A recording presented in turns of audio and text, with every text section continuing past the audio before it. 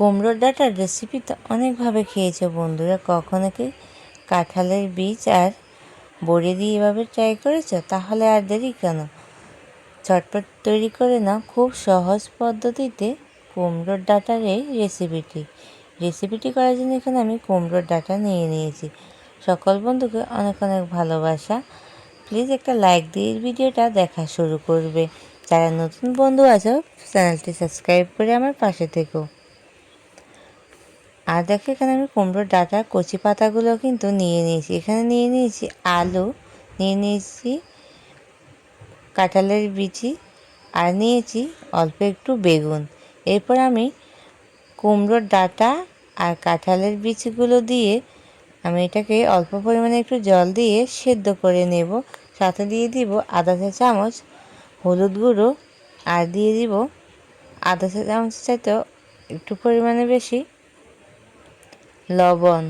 এখানে দেখো আমি লবণটা দিয়ে দিয়েছি, আর দিয়ে দিব হলুদ গুঁড়োটা, দিয়ে আমি এটাকে সেদ্ধ করে নেব।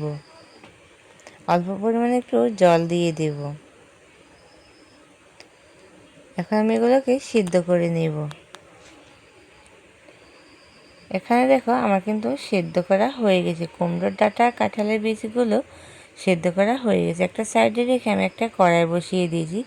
কড়াইতে পরিমাণ মতো তেল দিয়ে দিচ্ছি বড়িগুলো আমি ভেজে নেব লালচে করে। দেখো বড়িগুলো কিন্তু আমার ভাজা হয়ে গেছে। এখন আমি বড়িগুলোকে নামিয়ে নেব। এরকম সুন্দর একটা কালার আসা পর্যন্ত কিন্তু বড়িগুলোকে ভেজে নেবে। একদম লো টু মিডিয়ামে রেখে বন্ধুরা রান্নাটা করবে। এরপর দেখো বড়িগুলো কিন্তু আমি নামিয়ে নিয়েছি। ওই তেলের মধ্যে আমি দিয়ে দিচ্ছি দুটো শুকনো লঙ্কা, আধা চা চামচ কালো জিরে, আর দিয়ে দিচ্ছি একটা বড় সাইজের আলুটা তোমরা কম বেশি যেরকম পছন্দ করো ওরকম অনুযায়ী দিতে পারো। এরপর দেখো সবগুলো দিয়ে আমি এটাকে ভেজে নেব। আমি 1 মিনিটের মতো আলুটাকে ভেজে নিয়েছি। নিয়ে এখানে অল্প একটুখানি লবণ দিয়ে দিচ্ছি, তাহলে আলুটা কিন্তু আরও তাড়াতাড়ি সেদ্ধ হয়ে যাবে। আলুগুলো দিয়ে আমি খুব ভালোভাবে সেদ্ধ করে নিয়েছি। এরপর আমি দিয়ে দিব কেটে রাখা বেগুনটা দিয়েও খুব ভালোভাবে আবার এটাকে 1 মিনিটের মতো আমি কষিয়ে নেব। বেগুন আর আলুটাকে খুব ভালোভাবে এখন আমি কষিয়ে নিচ্ছি।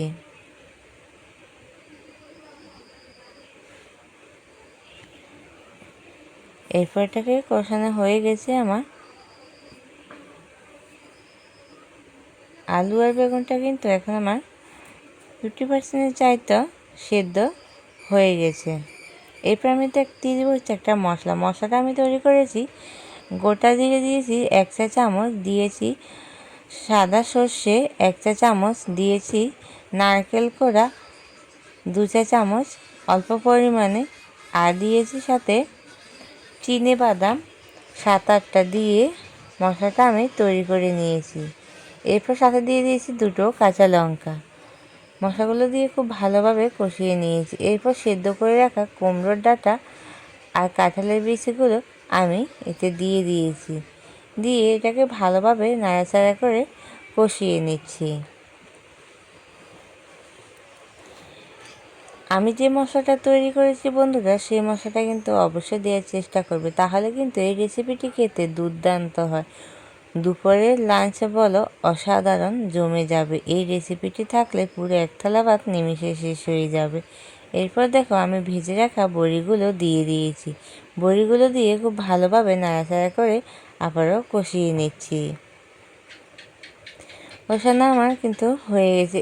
এখন কিন্তু খুব সুন্দরভাবে আলু ডাঁটা সব কিছুই কিন্তু পারফেক্ট সেদ্ধ হয়ে গেছে।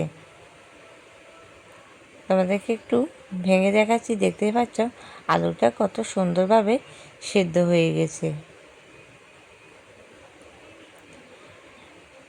এরপর আমি একদম শেষে কিন্তু 1 কাপ পরিমাণ নারকেলকে খুব ভালোভাবে মিহি করে নিয়ে নারকেলের যে দুধটা হয় ও দুধটা নিয়ে আমি এর শেষে কিন্তু দিয়ে দিয়েছি, যেটা আমার স্কিপ হয়ে গেছে বন্ধুরা, তোমাদেরকে দেখানো হয়নি।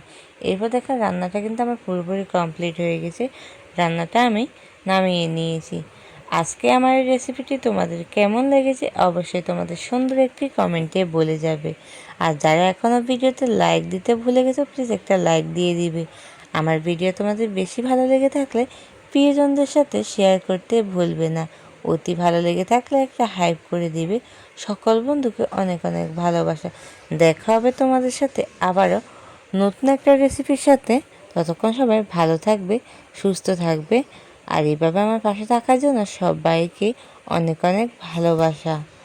দেখা হবে আবারও আগামীকাল নতুন একটা ভিডিওর সাথে। আমার চ্যানেলে আরও অনেক রকমের ভিডিও আছে বন্ধুরা, চাইলে কিন্তু তোমরা দেখে আসতে পারো। আমি চেষ্টা করি সবসময় ঘরোয়া মশলা দিয়ে সহজ পদ্ধতিতে রান্নাগুলো